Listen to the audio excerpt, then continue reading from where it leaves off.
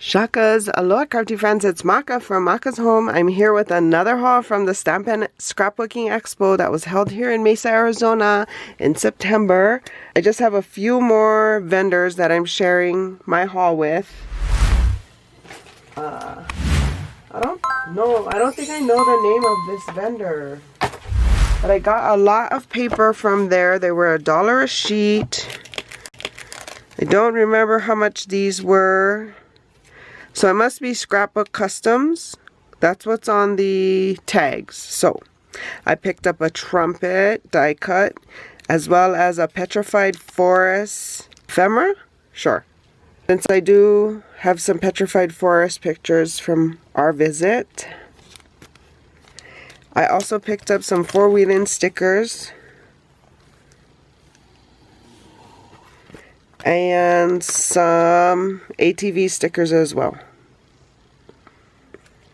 And this one says it was $2.50. That's it. And then I think these papers were all $1 each. So I ended up getting one of the United States National Parks.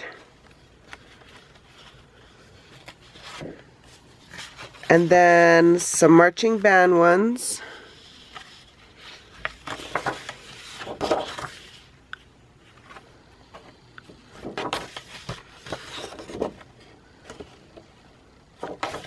This is my daughter's senior year, so I'm sure I need to get cracking on that.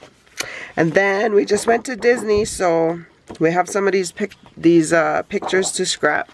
But Spider-Man, it's double-sided, and also dots. That one is single. And then these cut-aparts with dots.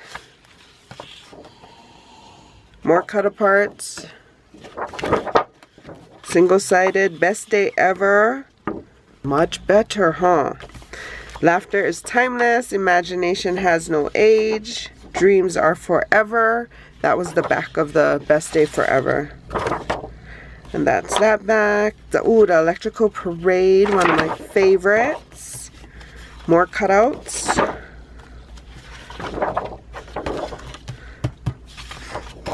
Magical memories. Say cheese. Oh, Jack paper. Sally paper. And then another Jack paper.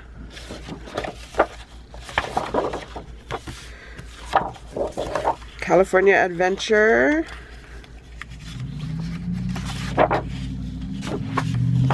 Disneyland, the happiest place on earth.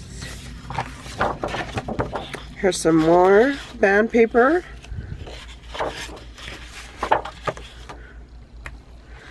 And then the last one, I got some COVID paper.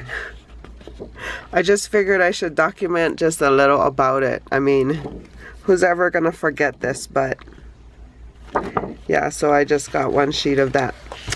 But so that was from, like I said, what did I say? Scrapbook Customs. So that's where I got those from.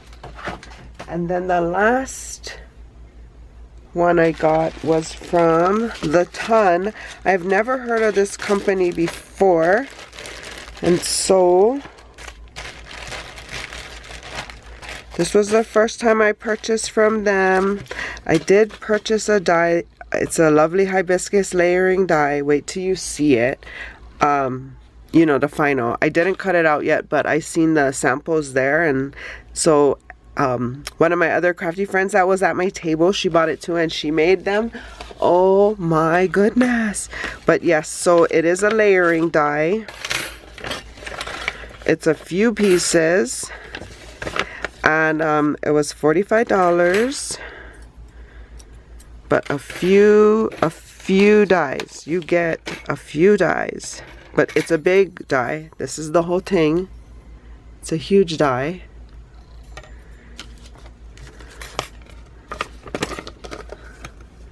So yeah, it's pretty big. There's some more layering pieces. So I hope to be playing with this die soon so I can share with you how it turns out.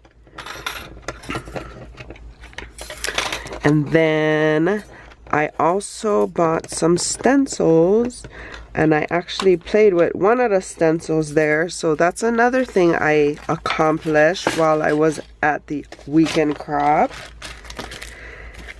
And so this is this, not that stencil, this is the stencil I played with. It is a, I did buy the die for the stencil just because of the way the stencil is. And so this is the die. And this is the stencil. And it is a layering stencil. So what that means is you do one layer, remove it, place it on. Second layer, remove it, place it on. Third layer. And this one had 7 layers. 7 layers. So let me show you how it came out. I did learn some things. Like, tape is good. Don't just think your paper is gonna stay still. So this is the this is one of the panels I made. Oh my gosh. Now this is totally not perfect, but it looks freaking great as a panel. I'm gonna cut it down to an A2 size and use it as a background and put a sentiment on it and call it good. And it wasn't even that difficult. But this is what I use those, if you've seen the other video with the rubber neck crawl, I'll leave that here. But those blending inks that I bought, that's what I use them for. They're actually called diffuse ink, I think. Fusing dye ink, something like that. Anyway, so this was one of them. And then as you can see, yeah, you should tape it down, because that's not the effect that you should really be getting. But I still think it looks good. I can still, you know, do an A2 size card base and call it good. Sentiment over it.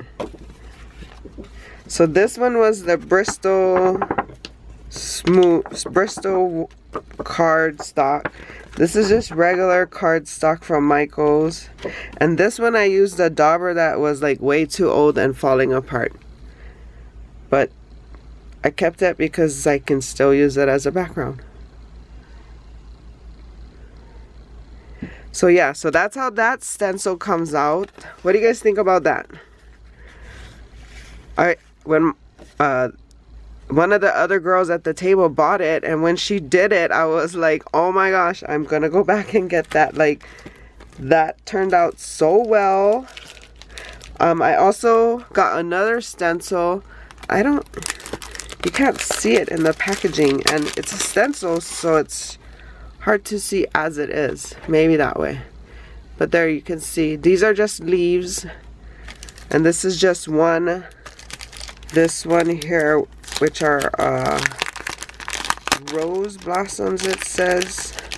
So this one has quite a few layers. I haven't done this one yet, so I'll try that one and share a project with you guys as well. But yeah, so this one was from the ton, and that's the last of my haul. Like I said, I did do damage, but I usually do. I love in-person scrapbooking, shopping, scrapbooking, you know.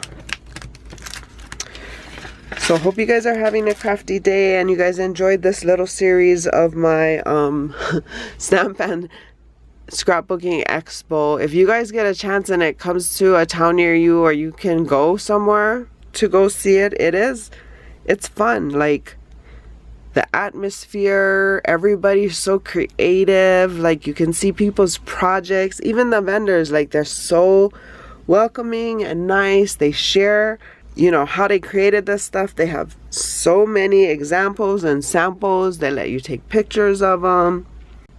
But if you're new here, welcome. If you're returning, welcome back. Please consider liking and subscribing. And for more videos like these, see here. And until my next video, shakas!